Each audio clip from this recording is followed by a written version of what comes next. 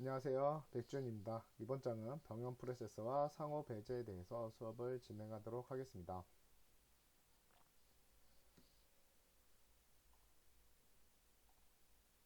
병영 프로세서와 상호 배제, 병영 프로세서에 관해서 오늘 수업을 할 거고요. 상호 배제와 동기화 그리고 상호 배제 방법들에 대해서 오늘 수업을 진행하도록 하겠습니다. 저번 시간에 이제 제가 프로세서와 스레드에 관련된 얘기들을 했었는데요.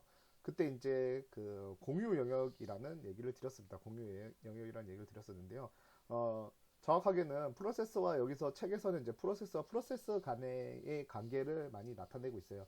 근데 실제로 우리가 테스트를 하려면 프로세서와 프로세서 간에 하려고 그러면 여러분이 좀 복잡하기 때문에 저희는 테스트나 아니면 모든 좀 공부가 스레드와 스레드의 관계에서 공유 자원을 얘기를 할 겁니다.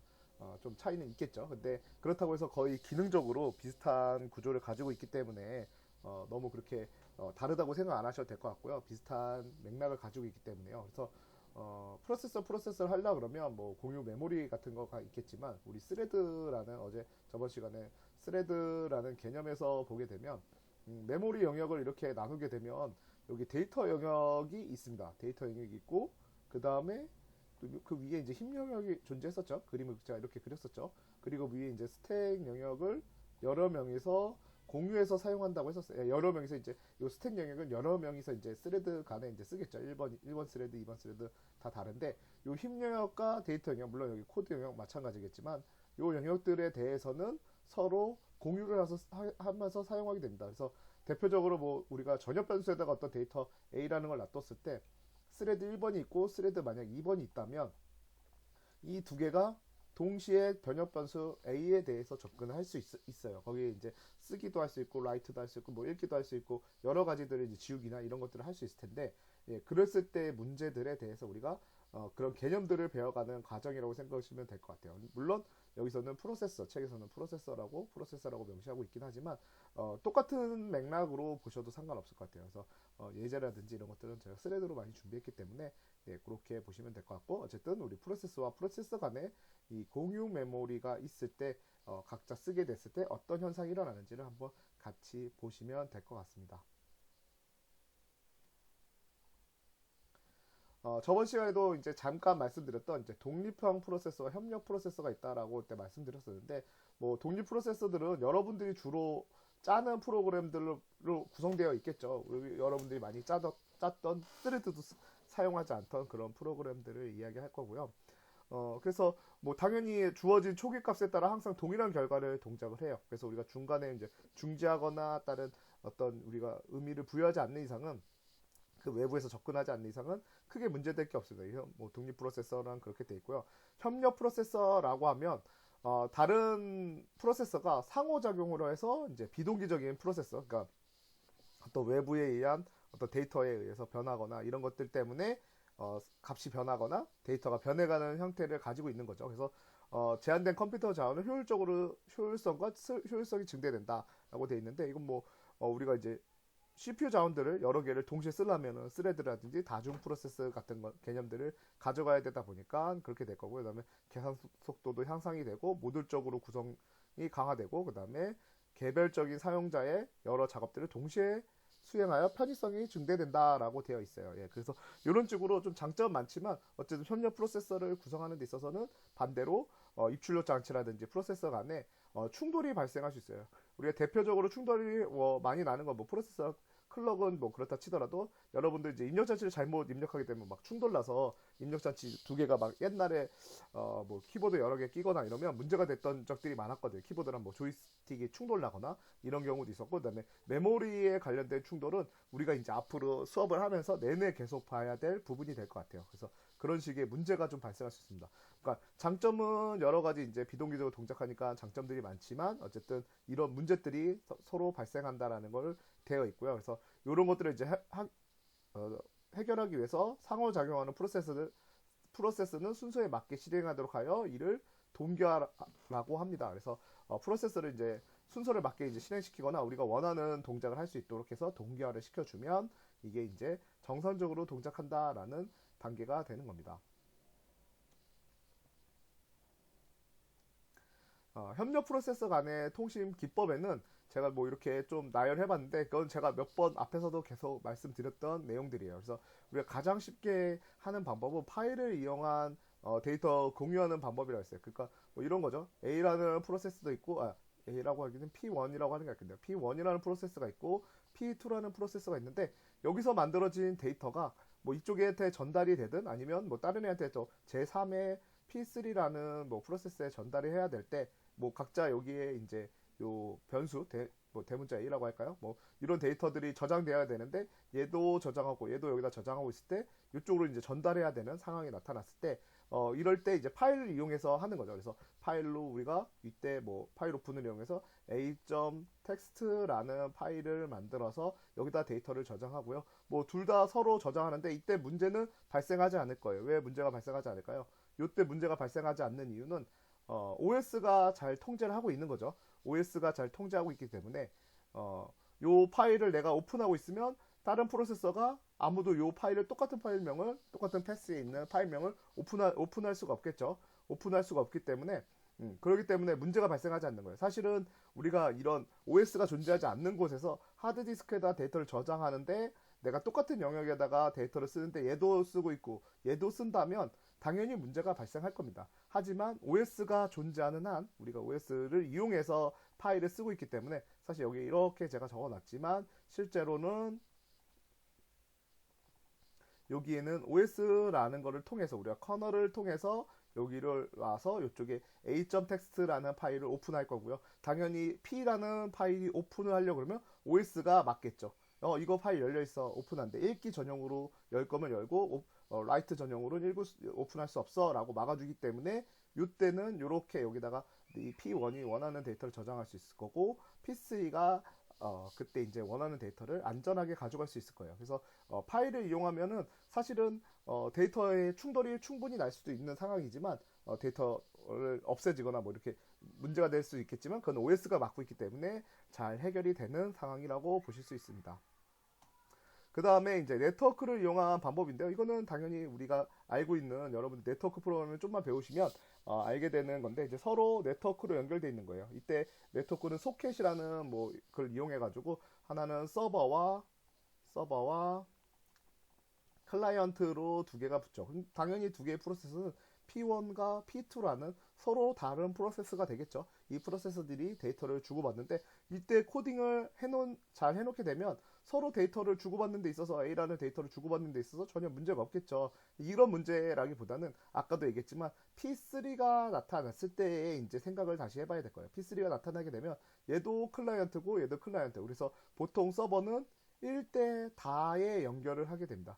서버가 1대 다에 연결을 하게 되기 때문에 이때 이제 서버에서 내가 얘를 뭐 카운트하고 있다든지 뭐 이런 프로세서 내가 연결되어 있는 애들을 카운트한다든지 이런 것들이 중복하다가 어떤 문제가 발생해서 그런 여기 안에 있는 전역 변수에 문제가 생기거나 여러 가지 이제 이 안에서도 발생하는 문제가 있을 수 있다. 어쨌든 그래도 우리가 어쨌든 네트워크 통신으로 이용해서 데이터를 주고받는 거기 때문에 이 P1에서의 데이터는 문제지만 어쨌든 이런 여러 가지 프로세스에서는 데이터가 큰 문제 없이도 잘 왔다 갔다 하게 물론 그렇게 잘 왔다 갔다 하게 짜긴 하겠죠. 예, 그렇게 짤 테니까 문제는 없긴 하겠지만 그래도 이쪽에서도 문제가 있을 수 있다라는 얘기를 드린 거고요. 그 다음에 이제 점점 밑으로 가면 어려워지는데 공유 메모리를 이용하는 방법이 있고요. 그 다음에 메시지 전달하는 방법이 있는데 저는 공유 메모리를 이용하는 방법으로 뭐 프로젝트를 한 적은 없지만 메시지 전달하는 방법으로 프로젝트를 진행한 적이 있어서 요거를 좀 더 말씀드리면 공유 메모리 같은 경우는 우리가 메모리를 쭉 그리다 보면 OS가 맨 위에 있을 거고요. 그 다음에 그 밑에 임의의 영역에다가 P1과 P2가 존재할 거예요. 그리고 이때 OS에 뭐 어떤 지정해놓은 우리 영역, 공유 메모리 영역을 이런 데다가 지정해 놓으면 서로 여기에 가서 데이터를 이제 가지고 오는 거죠. 뭐 가지고 오거나 라이팅 하거나 이때 당연히 두 개가 동시에 라이팅을 하게 되면 문제가 발생할 수 있다는 소지를 가지고 있습니다. 공유 메모리로 하다 보니까 속도 면이나 이런 면에서 매우 빠르긴 하겠지만 아무래도 두 개가 동시에 라이팅 하게 되면 이때 우리가 어떤 중요한 처리를 하지 않으면 여기 데이터가 유실될 수 있다라는 그런 문제점들이 있습니다. 그래서 빠른 속도로도 접근이 가능하고 여러 가지 장점들이 있지만 어쨌든 우리가 데이터 유실에 대한 문제가 있을 수 있고요. 그 다음에 이제 마지막으로는 메시지를 전달하는 건데요. 이거는 커널이 중지하면서 데이터를 보내는 거고, 그다음에 적은 양의 자료를 교환에 유용하다고 하는데, 실제로 제가 쓸 때 적은 양은 아니었고요. 요런 거를 제공해주는 그런 프로세서들이 있습니다. 그래서 잘못 얘기했네. 이런 거를 제공해주는 라이브러리들이 있어요. 그래서 제가 이제 대표적으로 썼던 게 오픈 MPI라는 그 라이브러리 있었고, 이 오픈 MPI를 사용하게 되면 여러 프로세서를 만들 수 있고요. 뭐 P1, 여기 뭐 P2 이런 프로세서 만들 수 있고, 그때 내가 일부 데이터를 쭉 가지고 있던 뭐 P1이 이제 마스터가 돼서 마스터를 하나 정해줄 수 있습니다. 누구든 마스터가 될 수 있겠지만,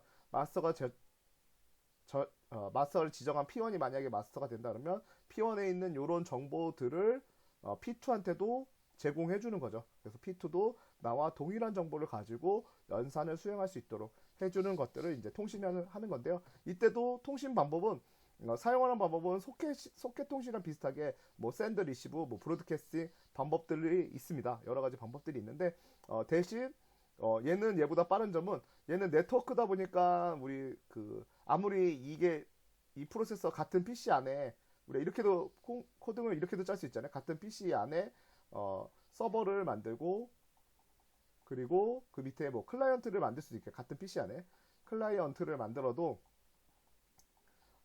이렇게 만들어서 이 둘이 통신하게 되면 OS에 있는 7레이어를 동작해야 될 거예요. 우리 네트워크 통신에 있는 것들로 붙어서 OS에서 이렇게 중재를 해야 되는데, 이렇게 통신하게 되면 그런 OS에 있는 네트워크 쪽에 있는 7레이어를 들리지 않고 좀 더 데이터를 다이렉트로 보내기 때문에 여기 있는 네트워크를 통한 것보다는 좀 더 빠르게 데이터를 전송할 수 있습니다. 근데 단지 이렇게 뭐 적은 양 자료를 교환에 유용하다고 하는데, 제가 대용량도 보내봤는데 어차피 최초에 몇 번만 보내주고 그다음에 따로 계산할 거면 크게 상관없었다라는 얘기도 한번 더 붙여봅니다.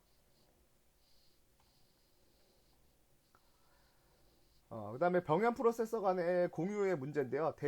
공유 데이터를 동시에 조작하거나 데이터를 브리치가 발생한다라는 얘기가 있습니다. 그러니까 무슨 얘기냐면 우리가 그 데이터를 어떤 라이팅을 할 때 여기다가 내가 1이라는 라이팅을 프로세서 1번이 1이라는 라이팅을 했는데 저장하는 공간은 하나죠. 근데 2라는 프로세서 와서 여기다 또 2를 저장해요.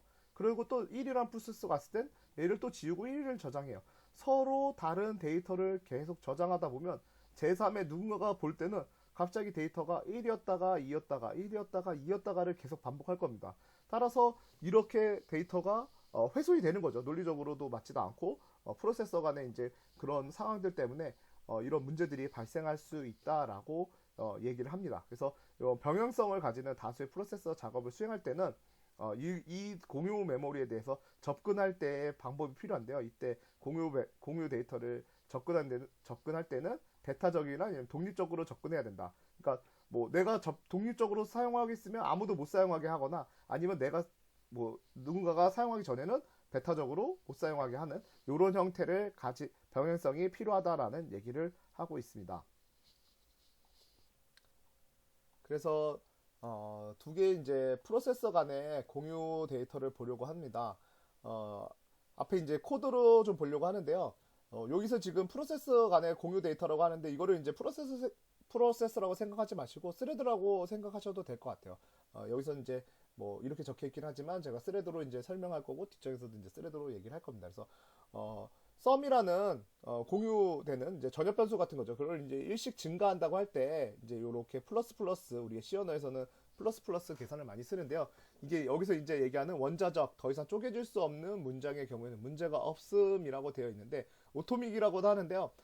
뭐냐면 우리가 C 언어에서는 플러스라고 동작하는 요 구문이 실제로 제가 저번에도 보여드렸지만 어셈블리로 지나가게 되면 이렇게 세 개의 문장으로 변하게 됩니다. 그래서 여기 썸이라는 데이터 영역을 레지스터에다가 옮기고요. 여기다 옮기고 그 다음에 여기다 레지스터 1번에다가 2를 더해주고요. add라는 명령을 더해주고 다시 요 레지스터 1번에 있는 결과를 요 썸이라는 곳에다가 넣어주는 형태를 가지고 있습니다. 그러면 요것만 보시게 되면 요 세 개의 동작이 만약에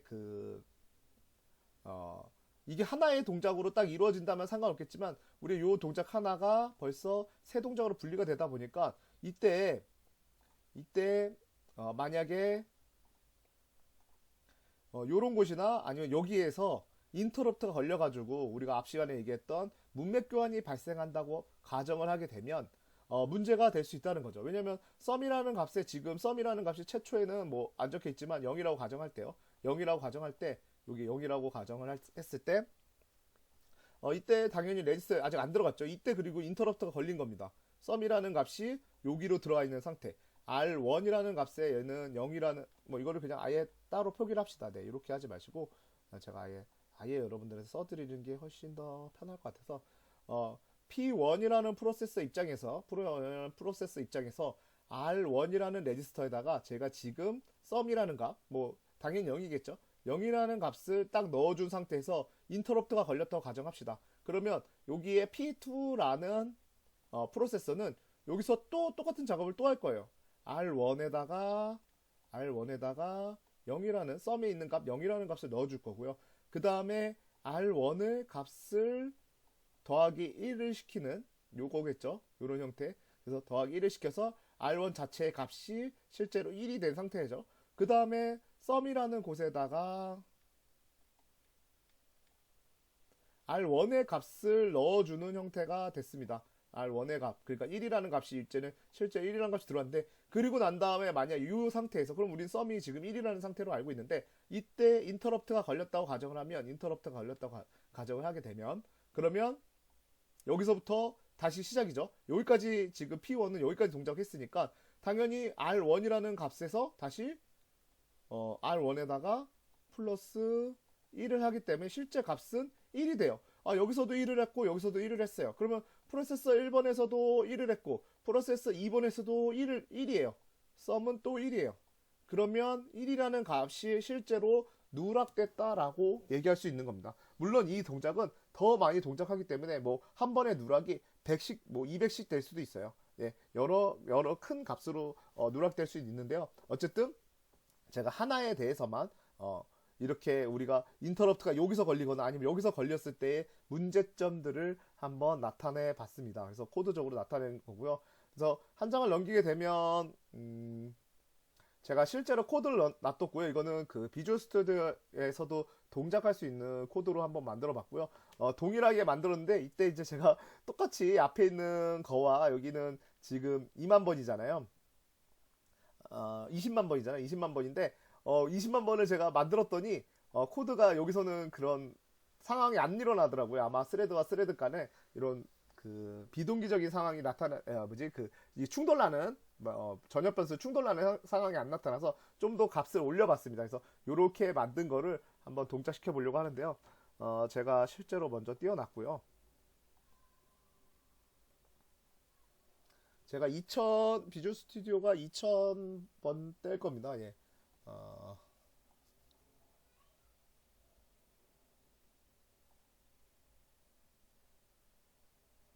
2002네요. 2002 버전을 쓰고 있고요. 이 버전에서 동일하게 코드를 뭐 이런 건 좀 지우고, 네. 이렇게 해서 이제 구동을 시켜보면, 실제로 실행을 시켜보면,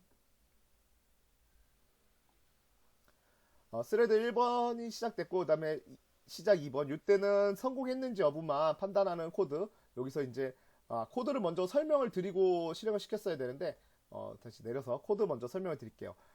여기서 이제 메인 문이 있고요. 그 다음에 여기 created thread라고 돼 있어서 스레드를 생성하는 단계라고 생각하시면 될 것 같아요. 그래서 생성하는데 그때 실행될 함수를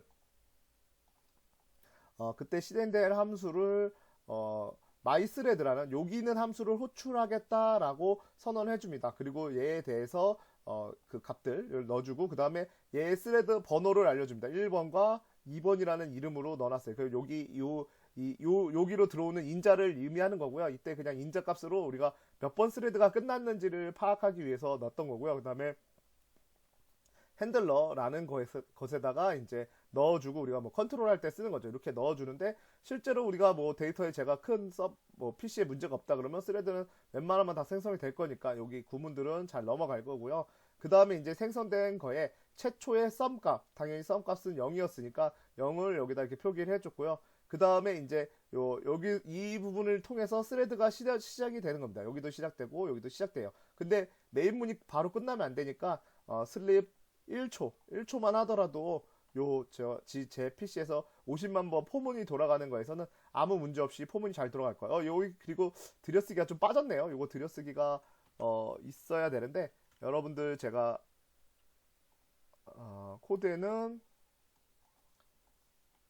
들여쓰기가 잘 들어갈 수 있도록 코드를 먼저 수정을 해 놓을게요. 네.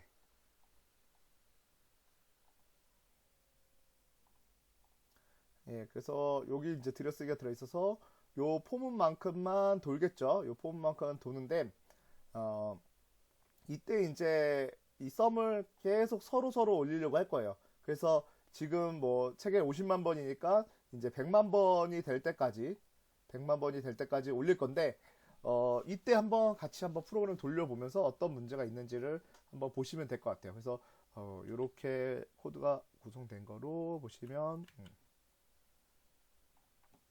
다시 이렇게 이제 돼 있고 그래서 여기가 성공하게 되면 1번이 리턴이 될 거고요. 그 다음에 1번 시작, 2번 시작이 정상적으로 출력이 되고 난 다음에 끝나고 난 다음에 우리가 이제 전역 변수의 값이 어떻게 되는지를 한번 보시면 될 것 같습니다. 그래서 실행을 딱 시키면 아까 그 10만 네, 천만 10만 번이 돼야 되죠. 예, 10만 번이 돼야 되는데 얘는 10만 번이 되질 않았어요. 제가 100만 번 아까 100만 번이라 얘기한 게 아니라 5만 번을 돌렸고 그래서 이제 10만 번이 돼야 되는데 실제로 10만 번이 되지 않는 거를 볼 수 있습니다. 아까처럼 원자성이 다르기 때문에 지금은 끝나기도 2번이 먼저 끝났고 그 다음에 1번이 끝나는 상황을 보실 수가 있습니다. 한 번 더 돌려보시면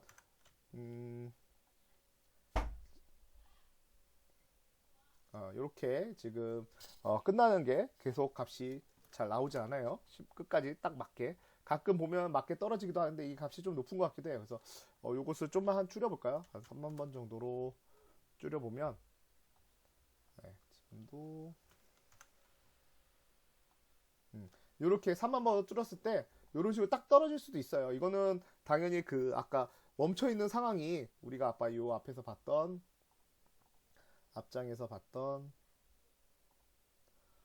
계속 여기에 잘 떨어지거나 이쪽에서 잘 인터럽트가 발생하게 되면 큰 문제 없이 잘 값이 끝까지 잘 올라갈 텐데 계속 이 구문이 거의 한 번에 한 1000개씩 이루어지겠죠. 1000개에서 한 2000개씩 이루어질 거예요. 2000개씩 딱 이루어졌을 때 딱 여기나 아니면 여기 정도에 떨어졌을 때 그런 문제가 발생하는 거예요. 저렇게 값이 누락되는 문제가 발생하는 거겠죠. 그래서 다시 한번 보게 되면 아까 3만 번 정도를 했을 때 두 개의 프로세스를 돌렸을 때 지금은 잘 떨어졌고요. 한 번 더 돌려보면 잘 안 떨어지는 상황을 한번 나타났을 때 한번 보여드릴게요. 보게 되면 얘는 지금 한 번 정도 누락됐는데 한 4000번 정도가 돈 걸 보실 수가 있습니다. 여기서 코드를 보시게 되면 4000번 정도가 뭐 프레스 스레드 1번이든 2번이든 누군가가 4000번을 올려놨는데 다음 스레드가 오면서 중간 정도에서 딱 걸리면서 요 4000번을 날려먹은 거겠죠. 그래서 한 번 정도 날려먹게 되면 요 정도 한 4000번 정도가 도는 것 같아요. 그래서 그런 식으로 이 사이에 어떻게 우리 재수 없을 수도 있는 거죠. 어떻게 보면 재수 없을 수도 있는 건데 실제로 이런 상황들이 많이 일어나기 때문에 여러분들이 두 개의 스레드를 전역 변수나 아니면은 두 개의 프로세서를 공유 자원을 사용할 때는 이런 문제들을 한번 잘 고민을 해봐야 된다라는 얘기를 하고 있습니다.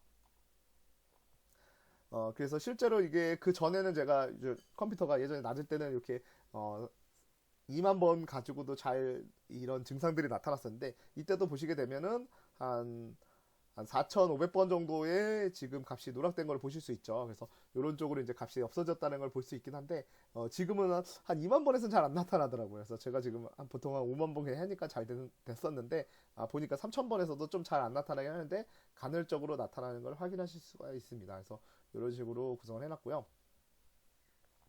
다음에 PPT를 한 장 더 넘겨보시면 이번에는 비동기 모델에서의 우리가 이제 여기 아까는 여기 그 포문에서 요 썸 값만 증가시켰는데 이번에는 여기다가 프린트 문을 하나 더 붙였어요. 프린트 문을 통해서 지금 몇 번이 실행되고 있는지를 보는 거예요. 근데 실제로 얘는 플러스 같은 경우는 아까 우리가 그 어셈 코드로 하면 한 세 줄이면 되잖아요. 근데 프린트 문 같은 경우는 일반적으로 더 많습니다. 이게 한 못해도 한 7 어셈으로 따지면 한 7에서 8개 정도 되는 엄청 긴 구문이에요. 그래서 보통은 여기나 이런 데 인터럽트가 이런 데에서 문맥 교환이 발생할 확률이 상대적으로 높겠죠.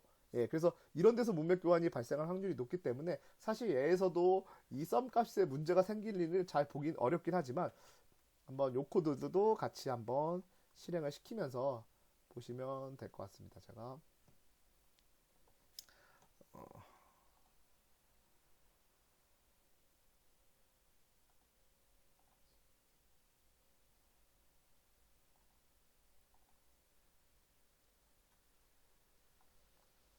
네, 이렇게 똑같은 코드고요. 보통 여기서 인터럽트를 발생할 확률이 높겠죠. 그리고 이쪽에서 인터럽트가 잘 발생하지 않을 것 같은데요. 그래서 이렇게 만들어 놓고 한번 실행을 시켜보면